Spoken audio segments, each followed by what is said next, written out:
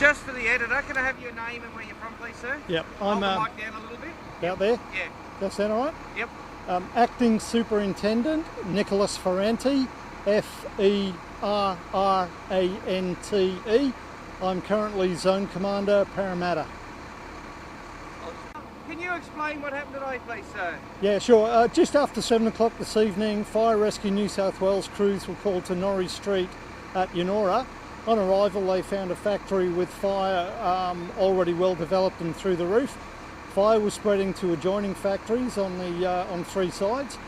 Crews took quick action, forced entry, managed to cut the fire off at the factory of origin. Since then, we've discovered that the factory contains approximately 10 tonnes of vegetable oil.